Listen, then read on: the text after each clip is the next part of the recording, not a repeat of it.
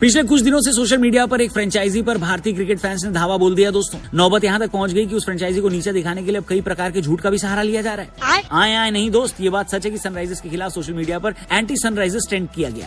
अब क्रिकेट के मैदान पर चौके छक्के तो रोज लगते हैं, लेकिन इस वक्त भारतीय क्रिकेट में एक ऐसा बाउंसर आया है जिसने सनराइजर्स की मालकिन की रातों की नींद और दिन का चैन उड़ाया है। मामला अब सिर्फ बाउंड्री और विकेट तक सीमित नहीं रहा, ये खेल से बढ़कर अब देश, जज्बात और नेशनल प्राइड तक पहुंच गया है। एक तरफ सनराइजर्स फ्रेंचाइजी का एक पाकिस्तानी खिलाड़ी पर अंधा पैसा लुटाना, तो दूसरी तरफ सोशल मीडिया पर की तरफ फैलती ईशान किशन की एक ऐसी धमकी जिसने हर किसी के कान खड़े कर दिए हैं। क्या बात कर रहे हैं? हेलो हाय नमस्कार, क्रिको देख रहे हैं आप, मैं हूं रौनक। आज बात होगी उस कंट्रोवर्सी की जिसने आईपीएल 2026 के आगाज से पहले ही सनराइजर्स के खेमे में 10 रिक्टर स्केल वाला भूचाल ला दिया है। दोस्तों, क्या बात कर रहे हैं? सबसे पहले बात उस वायरल कांड की जो पिछले कुछ घंटों से आपके फोन, फेसबुक और व्हाट्सएप ग्रुप्स में मीम की तरह घूम रहा है। दावा किया जा रहा है कि टीम इंडिया के स्टार और एसआरएच के नए सितारे ईशान किशन ने अपनी मालकिन को सीधी और खुली चुनौती दे दी। सोशल मीडिया पर ईशान के नाम से एक लंबा चौड़ा कोट वायरल हो रहा है जिसे पढ़कर कट्टर फैंस कह रहे हैं ईशान के कि भाई असली शेर तो ईशान किशन है, बाकी सारे ढेर हैं।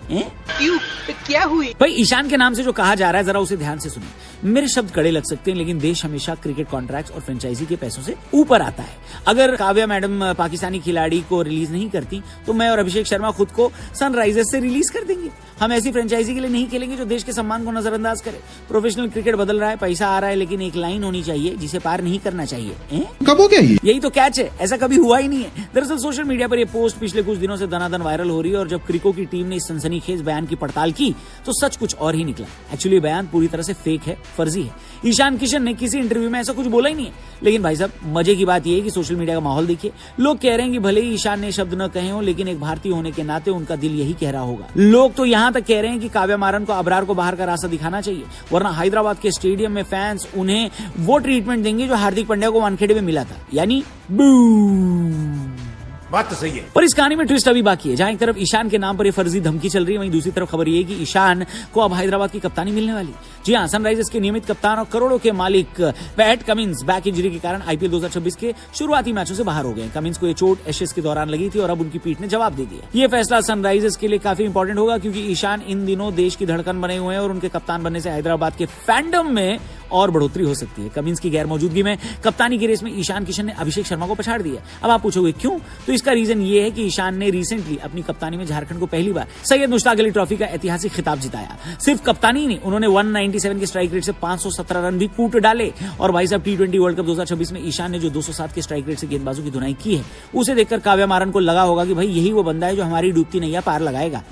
लेकिन काव्या जी, उनकी फ्रेंचाइजी की नैया अभी भी मुश्किल में है, क्योंकि जब पूरा देश आईपीएल की तैयारी कर रहा है तब इंग्लैंड की लीग 100 के ऑक्शन में काव्या मारन की टीम सनराइजर्स लीड्स ने पाकिस्तान के लेग स्पिनर अबरार अहमद को 2.34 करोड़ में खरीद लिया। जैसे ये डील फाइनल हुई, भारतीय फैंस का सिस्टम हैंग हो गया। लोगों ने पूछना शुरू कर दिया कि ये कौन सा लॉजिक है मैडम, क्या और कोई नहीं मिला आपको खरीदने के लिए? इस कंट्रोवर्सी में अब एंट्री हुई है लेजेंड सुनील गावस्कर की। सनी सर ने अपने कॉलम में काव्या मारन और पूरी सनराइजर्स की फ्रेंचाइजी की क्लास लगाई है। उनके सलाहकार डेनियल विटोरी भी अपना सिर पकड़ लेंगे। गावस्कर जी ने लिखा है, 2008 के मुंबई हमलों के बाद से ही ये तय है कि भारतीय फ्रेंचाइजी पाकिस्तानी खिलाड़ियों से दूर रहेगी। जब आप किसी पाकिस्तानी खिलाड़ी को करोड़ों रुपए देते हैं तो वो पैसा उन गतिविधियों में जा सकता है जो हमारे जवानों के लिए खतरा बनता है। ये बड़ी अच्छी बात कही आप। गावस्कर सर ने यहां तक कह दिया है कि अब एसआरएच को मैदान पर भारी विरोध झेलना पड़ेगा। हर मैच में फैंस टीम से दूरी बना सकते हैं।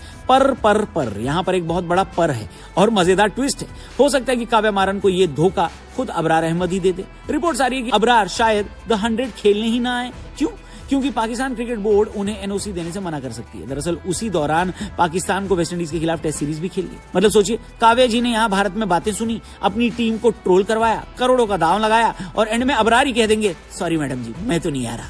इसे कहते हैं खाया भी है कुछ नहीं, गिलास थोड़ा 12 आना। 12 आना नहीं भाई, करोड़ों का। मगर एक तरह से देखा जाए तो अगर ऐसा हुआ तो सनराइजर्स के लिए जो मामला बिगड़ चुका था अब वो सुधर सकता है। इस घटना के बाद अब सनराइजर्स को यह समझना होगा कि क्रिकेट सिर्फ एक बिजनेस नहीं है, ये इंडिया में एक धर्म है। और जब धर्म और देश के बीच कोई अबरार आता है तो फैंस फिर ये नहीं देखते आपकी टीम ने कितने छक्के मारे हैं। समझे? हेलो। तो दोस्तों, आप बताइए, क्या सनराइजर्स ने अबरार को खरीदकर भूल की है? और क्या अबरार के बैकआउट करने से फैंस का गुस्सा शांत होगा सनराइजर्स के प्रति? जो भी आप इस बारे में सोचते हैं कमेंट करके जरूर बताना। चैनल को भी जरूर सब्सक्राइब करना। क्रिको पर मिलेंगे जल्दी। Thank you for watching. Good bye. जय हिंद।